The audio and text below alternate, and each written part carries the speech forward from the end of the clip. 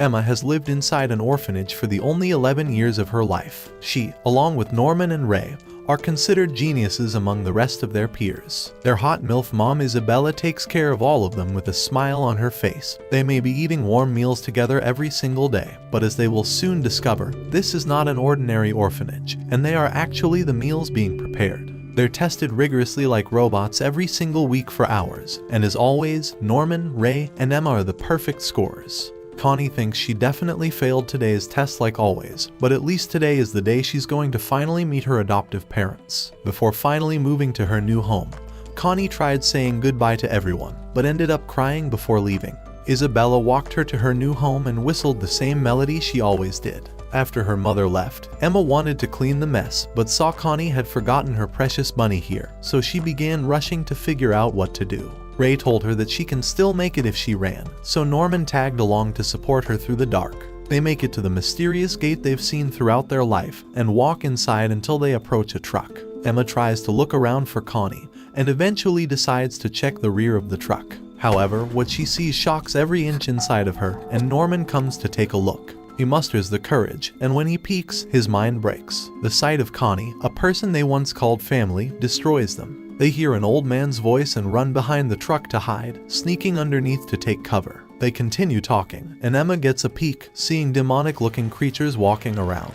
Norman and Emma do everything in their power to stay quiet, but the demons pick up Connie and stick her inside a cryogenic canister, calling her valuable merchandise. She's high-quality human meat, made exclusively for the rich. Lately, the devils have been getting low-quality 6-year-olds, but they'll soon be getting the perfect scores, and ask Isabella if they're ready for shipment. Isabella tells them they'll be ready soon, but one of the demons notices something is off, and looks underneath the truck. However, Emma and Norman have managed to run away at the last possible moments, and Emma wonders if they've lived their entire life just to be thrown away like food. The demons hand the mother the toy, and Ray asks them how their trip went. Norman claims they couldn't make it, and they head off to their room.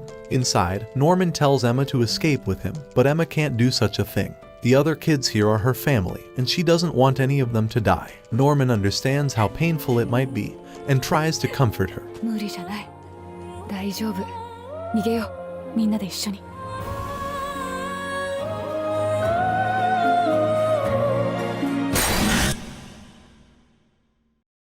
The next day after lunch has been served, Emma stares at her calm mother who smiles as if nothing happened. Norman comes and tries to remind Emma to continue smiling.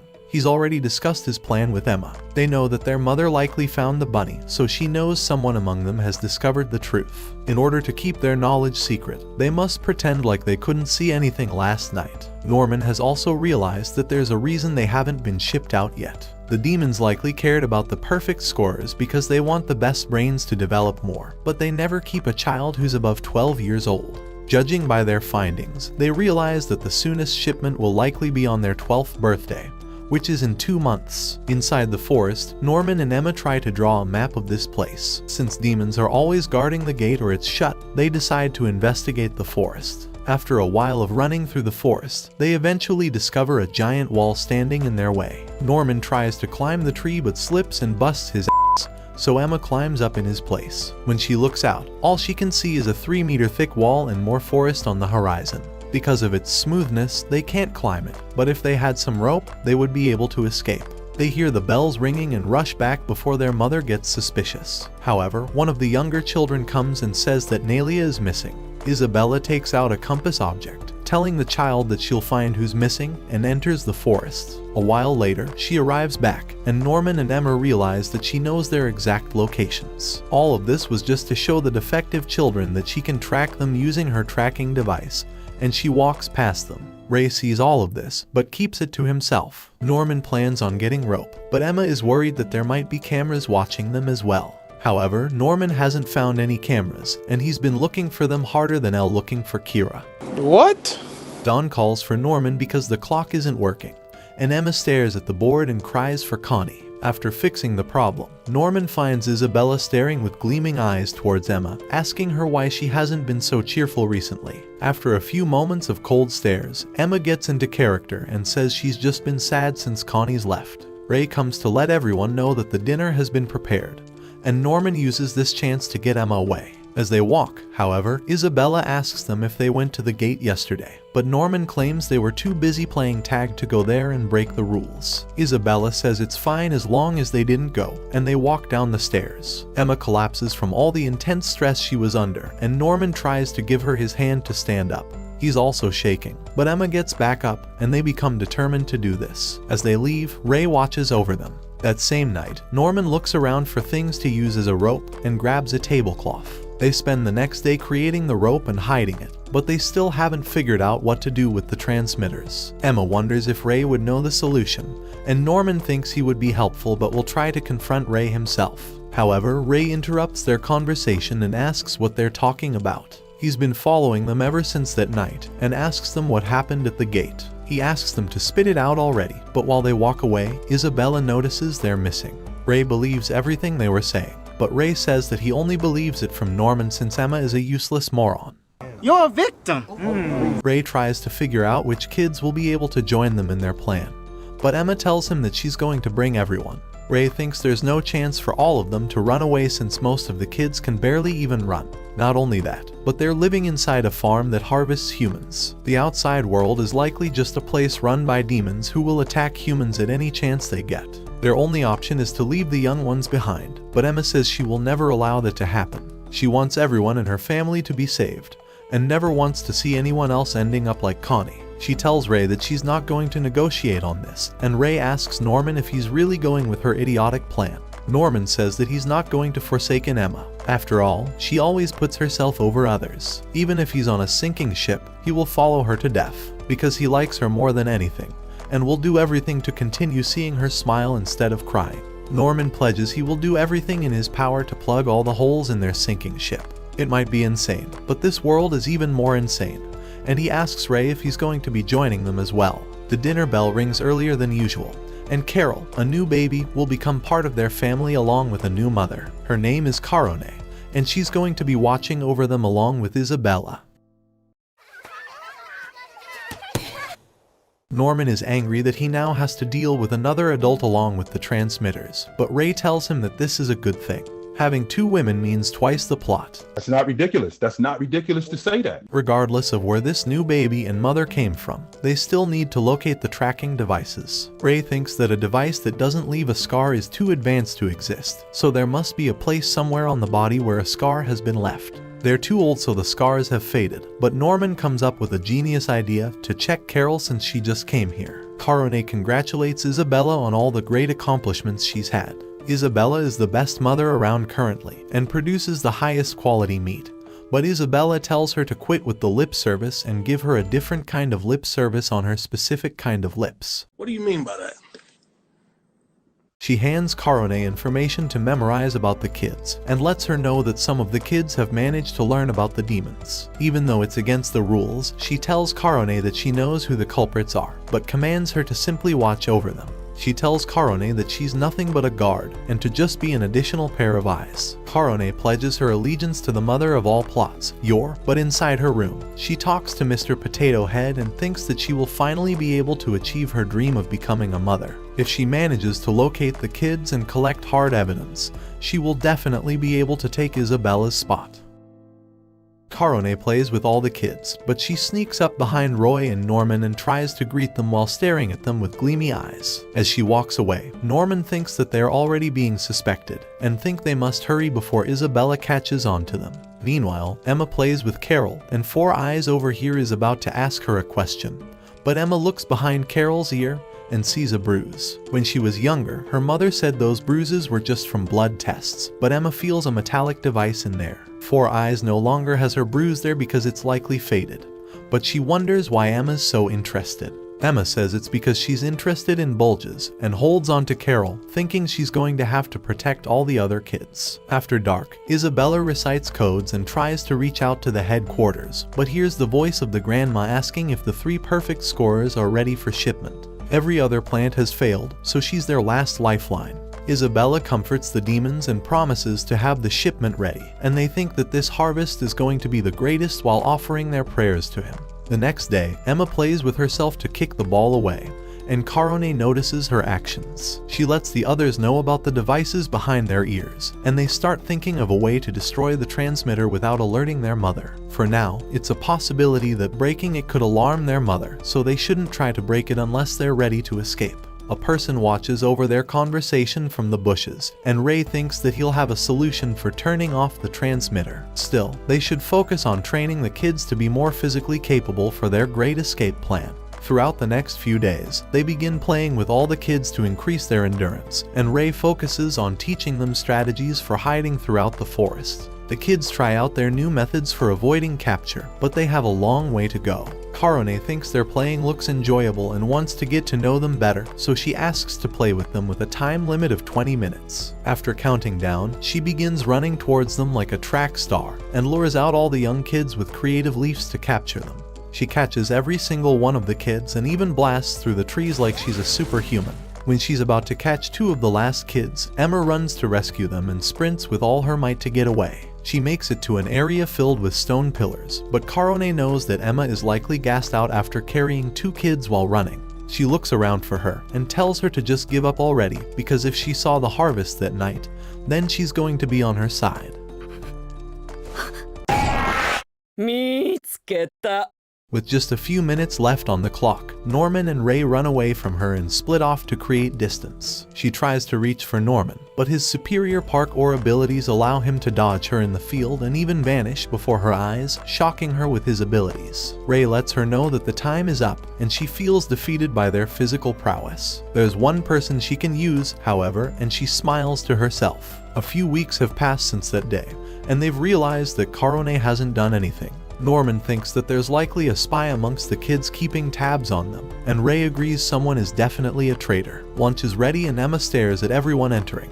The family she once thought was living in peace is all a source of suspicion. After a few days, Isabella meets with Karone and tells her she's noticed how she's been testing their physical strength, but tells her that she's not worried. To her, Karone is nothing more than just an insurance policy, so she should just be a good obedient girl and act as her pawn. If she continues being a good girl, then Isabella promises that she'll see to it that she becomes a mother. Karone leaves the room in defeat and picks up her doll and rips it apart. Her anger grows as she stomps on the doll, promising that she will bring Isabella's downfall and become the mother herself. The kids continue training and create tag teams to make their escape plans stronger. Afterward, Norman asks Ray how long until he's created his transmission hacking device. Ray thinks it will be ready in 10 days, so Norman says they will make their escape then. It shocks both of them that it's going to be so rushed, but Norman believes they need to escape before winter to make sure they survive the outside world. In order to support their plans and discover which kid is spying on them, they plan on meeting with Dawn and Gilda, whom they suspect the most. Inside the old library, Emma tells them that their family is being sold off to bad people.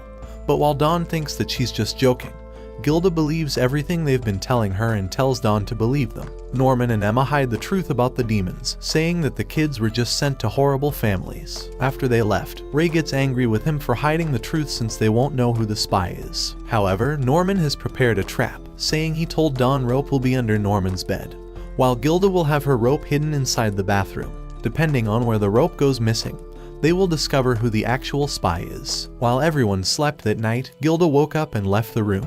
But Emma noticed, underneath Isabella's doorstep, a piece of paper was left, saying the rope is underneath Norman's bed. The door opens in front of Gilda, and Karone welcomes her inside. Emma tries to eavesdrop, but Gilda tells her that she doesn't have anything on her mind and thanks her for being so caring. As she's about to leave, Karone reveals that she knows Emma told her everything, terrifying Gilda. She promises to protect Gilda as she snitches, but Gilda pushes her away because she doesn't want to get stitches. Karone whispers in her ear, saying that if she ever seeks protection, she knows where to come. Afterward, Gilda tried to sneak back inside, and Emma is glad to see her. She cries and hugs Emma, but Karone's anger grows because she wants to find someone who will supply her with information. The following morning, Norman asks Ray why he thinks someone would offer to sell out his own comrades, and Ray reveals that it could be to avoid being shipped and eaten by the demons. His words continue puzzling Norman throughout the entire day, and he asks what Emma would do if she discovered someone had been selling them out this entire time. Emma says she would try to rescue them because they're all family after all, and her purity brings a smile to Norman's face. He goes with Ray to check above the bathroom, finding that the rope is still there. They then head to his bed, but there's no rope there, and Ray thinks it's a shame that Dawn has been selling them out. 内通者は君だったんだね、レイ。 This was Norman's 300 IQ move. Instead of setting a trap for Dawn and Gilda, he purposely laid 4 traps, 2 to trick Ray into believing he was being honest. However, the actual trap intended for Dawn was left in the dining hall, and Gilda's trap was in the library. They never had any knowledge of the trap underneath his bed, so it's awfully coincidental that it went missing when Ray is the only one who knew about it. Ray lays down in defeat, but begins laughing. He's surprised Norman was able to catch on to him, and he reveals that he's been spying on them this entire time. Norman knew Ray was the best person for influencing every action in their plan, especially with his intelligence to keep him from being detected. Norman asks Ray how long he's been working for Mother, and Ray says he's been doing it ever since he was brought to this place. He asks him if the transmitters can actually be destroyed, but Ray won't tell him anything since they're going to abandon him now. Norman rejects the idea of this, saying that he will keep him by their side on 3 conditions. 1 is guaranteeing their safety, 2 is telling them everything he knows, and 3 is defecting. Norman wants him to turn sides and become a double agent. Ray wonders why Norman is so adamant on remaining friends with him, and Norman says that Emma's words inspired him to continue being a family. Still, he's puzzled why Ray hid the bunny so they could find out about the demons, and why he's been constantly supplying them with information rather than just hindering them. He wonders if Ray is truly their enemy, and Ray says that he volunteered to be a spy out of his own will. It was all to lay groundwork for his great escape plan. He went out of his way to make an offer with his mother. If she was to benefit from his work, he requests that she delays his shipment until he was 12 and buy him all sorts of items from outside the farm. This entire time, he's been using those items to create an object that neutralizes the transmitter. So in this overall game, he's the biggest trump card to overthrowing their mom. All of this info will be their way of escaping, and even sending them to the gate that day to see Connie was just to save them. He has only one condition to supplying Norman with all the information and lying to Mother, and that condition would be to pretend like he's going to save everyone for Emma. But when the time comes, he wants him to abandon all the others. Regardless of all the younger kids' improvement, Ray sees them as deadweight. If he doesn't accept his condition, then he's better off just dying here. Norman reluctantly agrees, but thinks that this is a miserable situation. Ray walks off confidently and Norman struggles to think of something. Everything has just went perfectly for Ray, but while Norman keeps thinking, his mind finally realizes something and he laughs it off, and Norman realizes that he messed up. At night, he sneaks into the room to meet with Isabella as planned, but makes up lies to keep her distracted, saying that Carone's been making selfish moves against her. She tells him that Carone is just a last resort insurance since he was a useless watchdog that didn't stop Norman and Emma from seeing the demons. Ray claims he sold off his best friends ever since and is constantly spying on Carone, so she better pay up. Isabella honors their deal and says she'll give him whatever he wants. Inside the tunnel, Norman runs away with the rest of the kids, but when he turns back, he sees the sight of all of his comrades falling. Even Emma lies with her life sucked out, and the giant demon appears behind him. Norman wakes up terrified, but tries to keep a smile to not concern the other kids. Inside the forest, Emma asks what happened about the spy, and Norman walks out and reveals he's the one who's been spying on them this entire time. Emma's mind is overloaded with information. Ray tries to explain that he was going to let them know about everything, but they accidentally left the bunny at the gate, which caused Isabella to be suspicious. However, he's on their side and will do everything to save all the kids. Emma thinks this isn't like him and thinks it'll be great that everyone's going to be saved. However, him knowing this entire time troubles her, and she asks him if he was experimenting on other kids to develop his transmitter blocking technology. She wonders what happened to those kids and tells him to promise to never choose kids like that. He promises he won't, but in the distance, Dawn gets angry that they're not trying to rescue Connie from the outside world.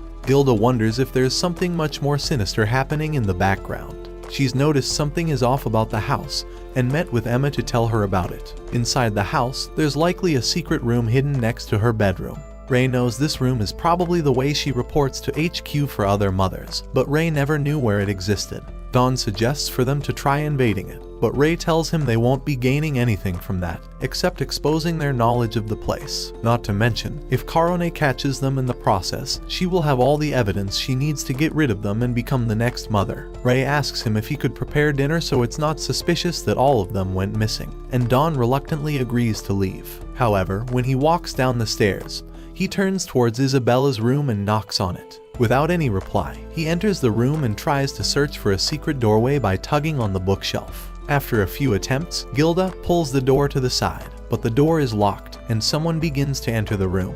Their heart sinks, however, Phil enters and says he was just playing hide and seek with the other children. The following day, Don prepares to execute his plan and runs into his mother to steal the key from her and shows it to Gilda. Even though it went well, Isabella's noticed something was terribly off about their actions. Inside the library, Emma shows them something she's discovered after being in the library for a long time. An author by the name William Minerva has multiple books here with secret messages. At the same time, Dawn finally opens the door to enter the room. Emma and her friends try to decode the message, and they notice that each circle has Morse code hidden inside of it. Dawn and Hilda close the door behind them and find a secret door into a downstairs area. They decide to enter and light a match. Meanwhile, the words doubt, danger, run, truth, harvest, monster, and farm are all hidden in Morse code. Norman wonders if this could mean there's a human society out there. Dawn and Gilda look around the room and find Connie's bunny, realizing that Emma was lying to them about her being alive this entire time.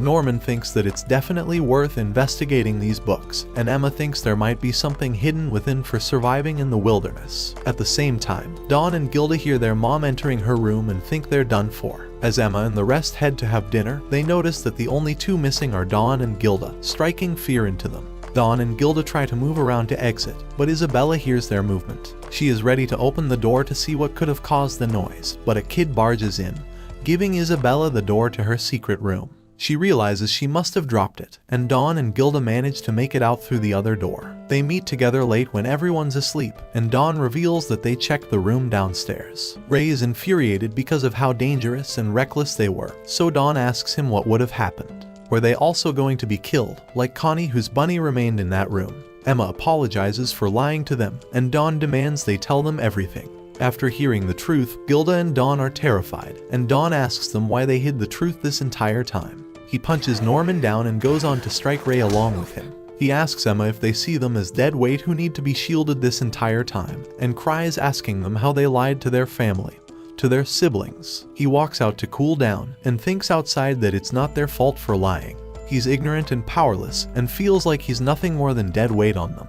He wishes to be stronger, and Gilda comforts him, telling him he will become stronger. Emma comes out, apologizing for not trusting them this entire time. Norman and Ray come to apologize as well, and together they all make up.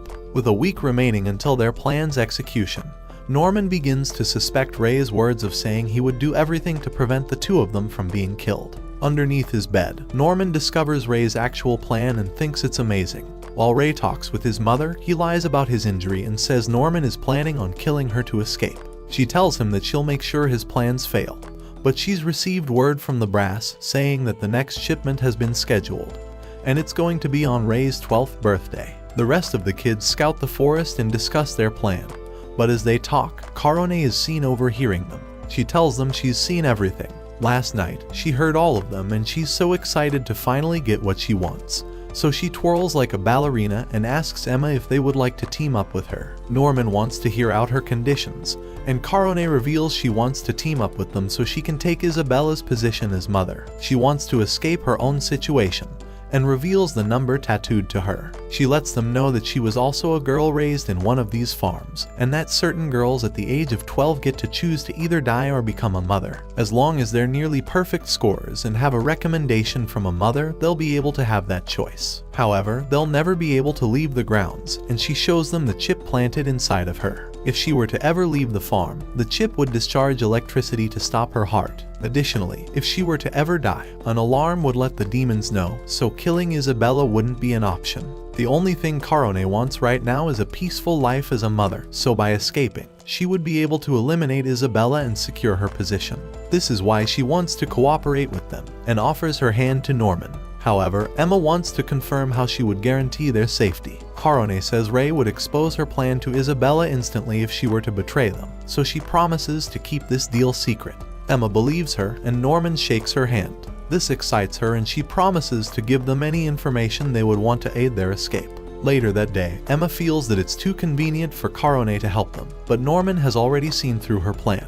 If she truly cared about their lives, she would have helped them escape right away. She's just doing this to gain their trust and find concrete evidence to overthrow Isabella and ship them out. Finding Ray's transmitter blocker will be the only evidence she needs, but Ray assures them he won't screw up in hiding it. Norman thinks they can avoid the risks and gain information if they play their cards right. At night, Isabella walks to the gate to receive the most recent package from the demons. Inside is a letter along with a black box. Norman and Emma knock on Karone's door, and she opens it to let them in. Her lifeless doll creeps them out, and she says they can ask about anything they would like. Emma asks for the monitor that tracks them, and Karone is shocked that they've learned about it. The object only displays the locations of the children, but doesn't identify them. They ask her about where the trackers are located. She reveals it's in the ears, and they pretend to be shocked. However, she doesn't know how to destroy the trackers, so cutting the ears off would be the only way of getting rid of it. She goes on to reveal that there's 5 other plants like this one, and the outside world is inhabited by humans who treat the demons as equals. Norman asks how the security is, and she tells them that it's extremely relaxed because they rely on the wall and the transmitters to keep the kids trapped. Norman and Emma thank her for the information and begin leaving, but Karone starts laughing out loud hysterically, because while talking to them, she's discovered they've known about the location of the transmitter and how to destroy it. After all, they had absolutely no reactions to learning about the transmitter. They didn't even try to feel them behind their ears. She wonders what secrets they're trying to hide and asks them if they've heard of him. She says she'll tell them about him next time if they come back. Ray plays with his new camera while Isabella stares sadly at him. He takes a photo with his Polaroid and asks her if she could discuss their plan after lunch.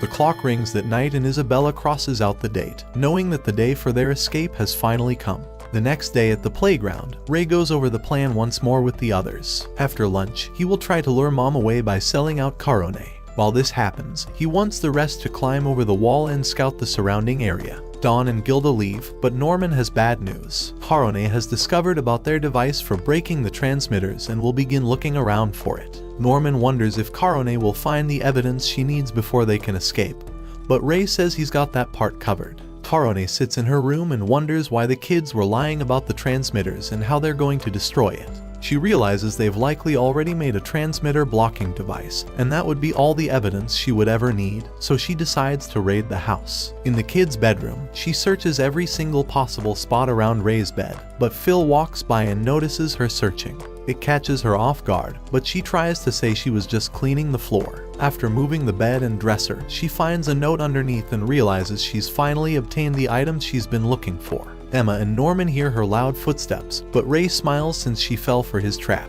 Karone reads the paper because she's glad that she's found another piece of dirt on Isabella. She thinks that if Grandma was to find out, then Isabella would be completely destroyed without any doubts. However, she wonders how Ray would have known about this when Isabella herself shouldn't have a clue about it. Karone hears knocking on the door, and she sees Isabella holding a sharp object. She points it towards Karone, who prepares to be attacked. However, Isabella gives her a letter and tells her to open it. Karone reads the letter, shocked and trembles. Isabella tells her goodbye, and all of Karone's plans have been shattered. Karone reads the letter, congratulating her on becoming a mother of the 4th plant. Isabella explains that she's been recommending her for ages, so Grandma is here right now waiting to pick her up.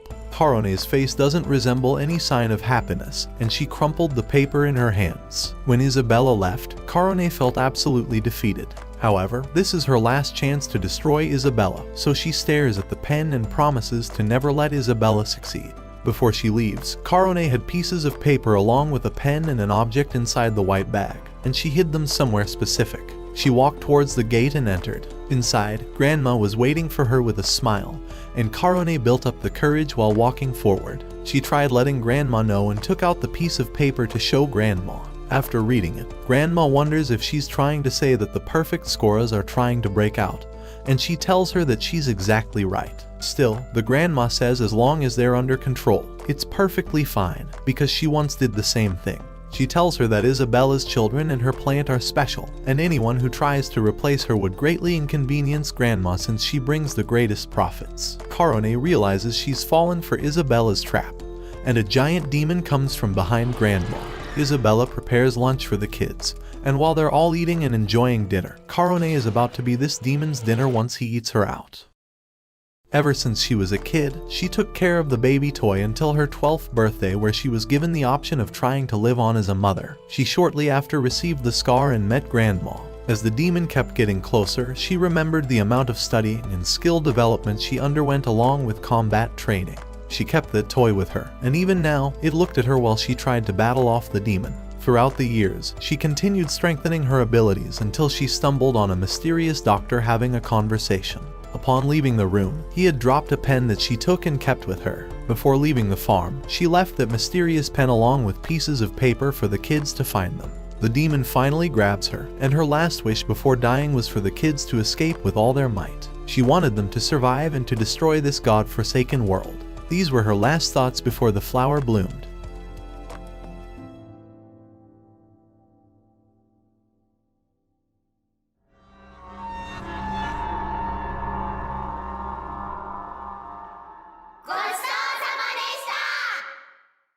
Later that day, Ray meets with Isabella to fulfill his plan of distracting her. At the same time, Norman and Emma run to scout the walls. While they walk, Isabella tells him that she got rid of Sister Karone, and Ray runs away in fear. He opens her door to see that she's gone from the room. She tells him that she got rid of her since she was no longer of use, and the same will go for him now. He's always been her useful lapdog, and she kept him around, even though she knew he was a lying double agent. She didn't want to let him go until the last moment, but things have changed, so she will monitor his friends personally. He tries hugging her to stop her, but she nudges him away and locks him inside the room. While staring at the compass, she knows that Emma and Norman are likely the ones who are running. Dawn and Gilda get worried that they haven't seen Ray's signal, but Isabella comes out and smiles at them while walking towards Emma and Norman. Dawn runs inside to try and rescue Ray. He hears Ray bashing against the door, so Dawn runs with full force towards the door and breaks it down. Ray runs outside the house to reach Mother before she reaches his friends, but as Emma takes the rope out,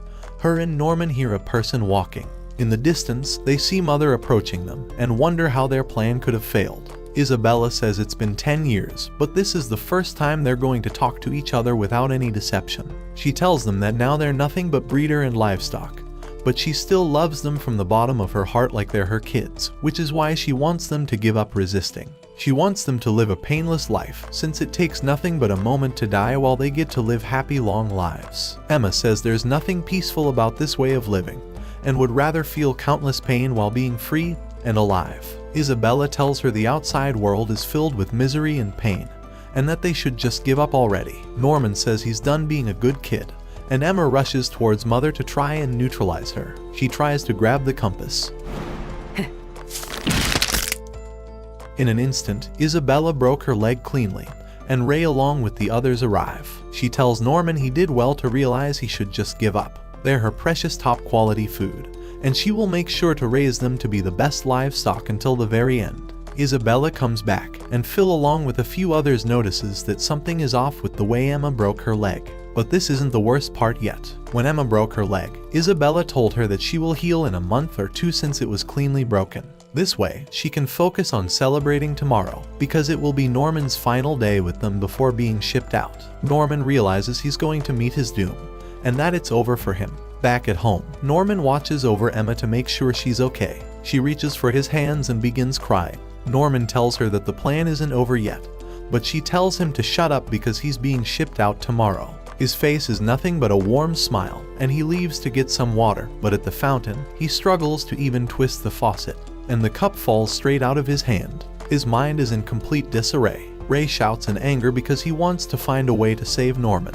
He tells Dawn and Gilda to get everything ready so they can escape tonight. Ray enters Emma's room, and he tells her they're going to save Norman tonight. Norman musters the courage to get back up again and walks back to the room. Before entering, he makes sure to put a smile on his face to ease things for Emma. However, Ray is sitting there and they tell Norman to run away alone tonight. He apologizes because he won't, but they yell at him to do so. They want him to disable his transmitter and hide in the forest or somewhere nearby until the rest escape.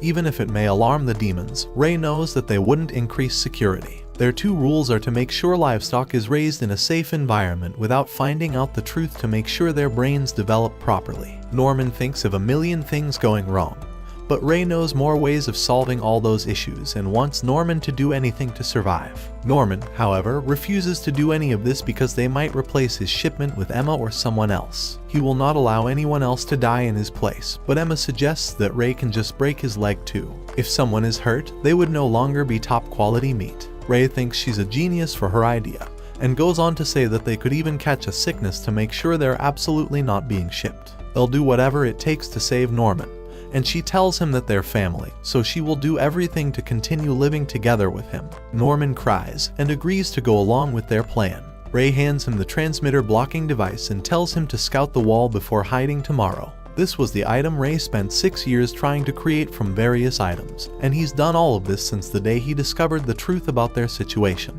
Norman asks him how he was able to discover the truth, so Ray finally reveals it. Ever since he was born, he was a rare child that didn't have childhood amnesia. He still has all his memories from the time he was born, and remembers a dark place where he was hearing a lullaby.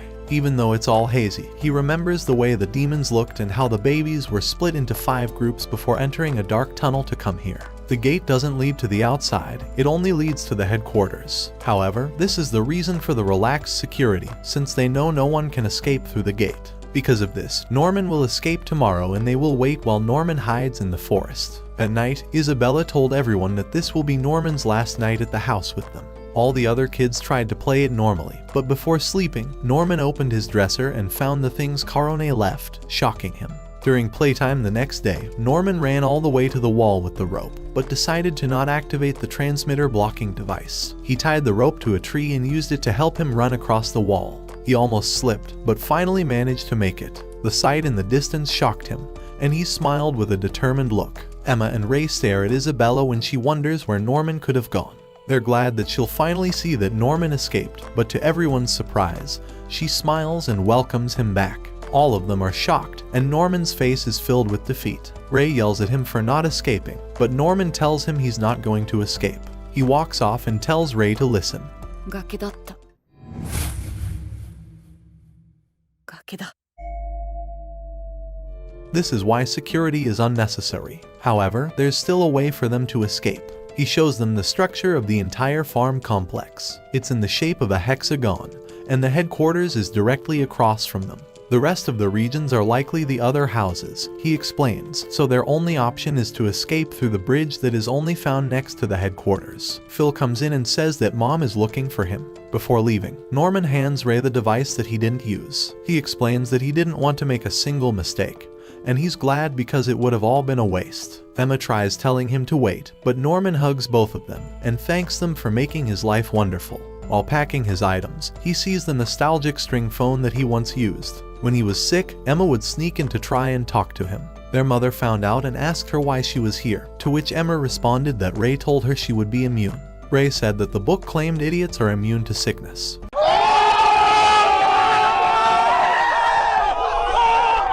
Norman would hear everyone's plan, but Emma sneaked back in to talk to him. She handed him the cup phone Ray created, but Isabella pulled her out. From the other side, Emma talked and Norman heard her. This brought all of them joy, and now these are memories that Norman treasures. Before leaving for the final time, Emma couldn't bear the sight of her lifelong friend passing away. So before he turned to leave, she ran and threw away her clutches, trying to grab onto Norman. In an instant, she attempted to neutralize his transmitter so he could escape, but Norman threw her off of him and called her an idiot. She yells that she's not going to let him go and will not respect his wish. Norman's emotions overtake him, and he realizes that she's foolish and naive.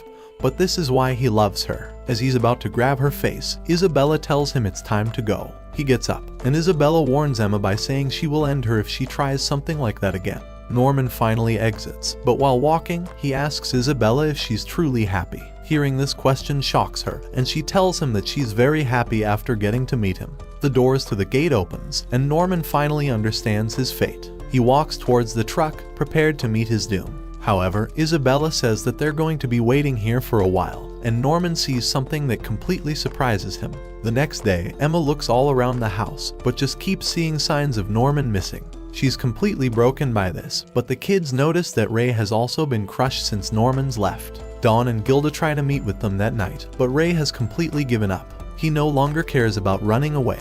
He apologizes to Emma and the rest. In her room, Emma bursts into tears but sees Isabella staring over her. She hugs her to try and ease her pain, but says that if she wishes for it, she can recommend her to become a mother. She holds her face, telling her that she can't do anything else but watch this miserable cycle continue happening. If she were to become a mother, however, she can live a peaceful life. Emma rejects this idea, so Isabella gets up and tells her to suffer until the very end just like she currently is. Days pass and Emma continues sinking deeper into depression. But she's not alone, as Ray is completely destroyed. Isabella continues watching over them and smiles. Before they knew it, a whole month and a half had passed, and Ray's birthday is tomorrow. Inside the dining hall, Ray sings a lullaby and Emma asks him what he's doing right now. Ray says he's been chanting his goodbyes to this house since tomorrow is his birthday. Emma walks towards Ray, and he asks her if she's really thrown it all away. He knows that she hasn't given up in the least, and Emma smiles towards him. To honor Norman's sacrifice, she would never give up. They hadn't talked these 2 months and pretended to be depressed this entire time to throw suspicion off of them. Their mother had been eyeing them like a hawk, so Emma tried to make her blind to everyone else. Dawn and Gilda have been taking care of all the equipment and gear preparation. She's even developed a plan for escape, and Ray says they will be escaping tonight using her plan. Before escaping, they must clear 2 hurdles. First is Mom's surveillance, so they must distract her at night and get her away from the kids. Second is the chasm beyond the wall. The bridge is a no-go since guards will be bound to be there upon hearing of an escape. So Ray has prepared the only possible solution, and shows her the countless oil canisters he's managed to garner. This will distract Isabella, and he's additionally hidden 10 Molotovs in the hospital to set the other farms on fire. Still, he's worried about her leg, but Emma reveals that her leg is completely fine. Emma wonders why a fire would distract Mother from chasing after them instead, but Ray reveals he's already thought of that. He takes an oil canister and splashes himself. This is his greatest idea, because if he's put on fire, there's no way she would abandon a perfect scorer like him. This entire time, he's dedicated his life to destroying all of the demon's hopes and dreams. He's studied and worked hard to become the most valuable until this moment. They will not be getting to taste him, not over his dead body. Literally, this is his form of atonement too, as he'd let countless kids die without saving them. He doesn't want Emma to let their deaths be in vain, and throws a book to her. The clock strikes midnight and his birthday has finally arrived. Without second thought, he lights the match, and thanks Emma for the great life he's lived with her. Bye bye, Emma. Isabella hums the same tune she always does, but hears screaming that makes her begin running. Inside the dining hall, she smells something awful and opens the door to see fire. Emma is on her knees and crying for Ray. Isabella takes out her pocket watch and sees that Ray's tracker is still right there, so she wonders if he lit himself on fire. Gilda helps all the kids escape. Isabella handles the fire hydrant and wants to at least rescue the brain. The fire hydrant runs out and Isabella screams at Emma to run outside. However, she sees that she's already left, and goes on to look for her tracker, but the tracker leads her to an empty bathroom. Emma's position hasn't changed, and she pushes the bucket to see that her ear is the only thing that remains. Isabella realizes she's been trapped, and wonders if the kids had their shoes on. Emma sprints all out towards the wall and catches up with the rest. But the best part of all, Ray is still among them. When the clock struck midnight, Emma had run and jumped to catch the flame before it lit the fire. The other kids knock on the door and hand her the items she's prepared for the escape. Emma slaps Ray to knock some sense into him, and the kids have prepared the trap. They've filled it with fake hair and meat to create a real stench of a burning body. The only thing remaining is the transmitter. Ray is still hesitant, but she tells him that he can die somewhere else, and goes on to say those were Norman's last words. He had discovered that Ray planned to sacrifice himself as his master plan when he searched underneath his bed. In his letter, he had given her his last steps to take, along with a gift from Sister Carone. So this entire time, Emma's been following his plan after receiving his letter. This is how she lit the fire to deceive her mother. Isabella rushes to try and head downstairs, but notices that her door's lock is jammed. Ray asks Dawn how all the kids found out about the secret, and Dawn tells him they tricked Sister Carone into revealing the truth. That day, Emma had told Norman that he should let everyone know about the monsters to make sure they're on board with the escape plan. And since Isabella's only keeping her eyes on them, it would completely surprise her if all the kids were on board. So when they met with Sister Karone, the other kids eavesdropped, and the rest were slowly brought along under Emma's orders for the next 2 months. This is how they prepared all the necessary equipment and training to climb over the wall. When Emma finally arrived, she saw Norman's ghost pushing her to keep moving forward. While everyone leaves, Ray notices something is off about the Count. Back at the house, Isabella has managed to get the box out and announce to headquarters that a fire has taken place. まだ生きてる。エマもレイも私の可愛い子供たち。 Ray wonders if this is really everyone, and Phil comes to tug at Isabella, shocking her. Ray asks her about the infants, and Emma says she's finally come to her senses. While she helps the rest carry the other kids over the wall, she remembers talking with Dawn and Gilda about the kids. During the winter, it would be unlikely for the little ones to survive. Emma's come to understand that she can't really take everyone with her, and still, there are other kids from other plants that likely also need their help.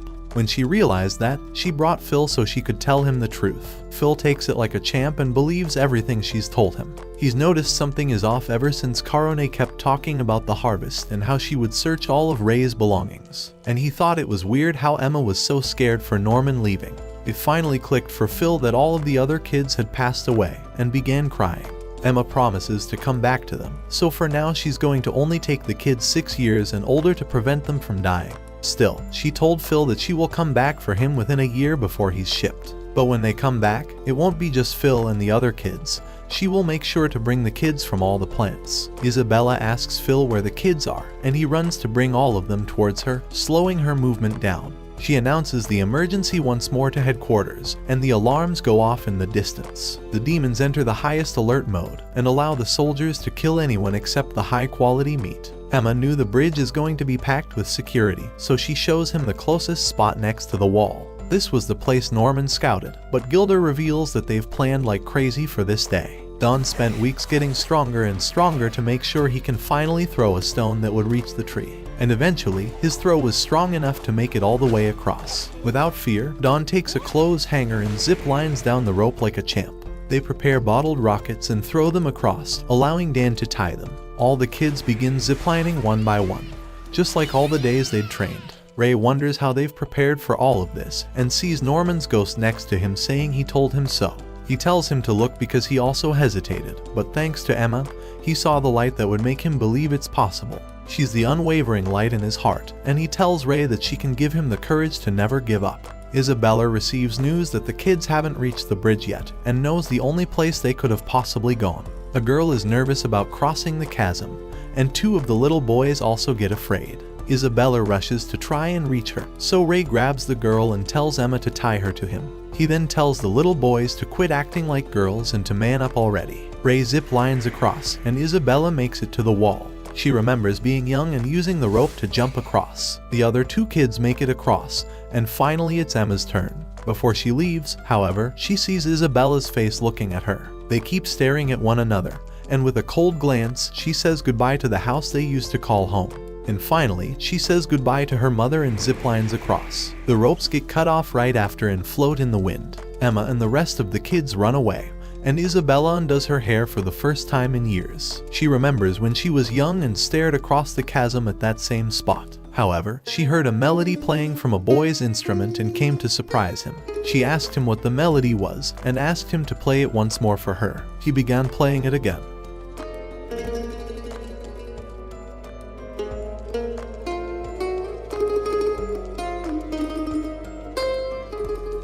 She remembered the day when he was being shipped off by the now grandma. Isabella had cried, but he smiled at her, walking off to never be seen again. Isabella broke down in tears, wishing to run away that very next day in the middle of winter. However, Grandma had told her to come back, and she was offered to become a mother as well. Determined, Isabella took her hand and became the best mother she ever could. Eventually, she would give birth to a child and whistled the melody every day. On a random day while on the plant, she heard that same melody that she would always sing, and came up to Ray, asking him how he learnt that tune. She hugged her belly, and Ray smiled at her, asking her why she gave birth to him. それはね、レイ。生き延びるためよ。誰よりも長く。 Isabella admits that she's finally been defeated, and pulls the rope back. She smiles and wishes for her children to have a safe journey. She hopes that a ray of hope shines in their path, and she comes back to Phil, telling him that they made it out safely. She spent that entire night comforting the rest of the children. Emma and Ray ran, and she was glad to finally make it out, thanking Norman. This was their first step, and a new day awaited them, a new dawn. Watch this next video. Till next time, my fellow legendary plot masters.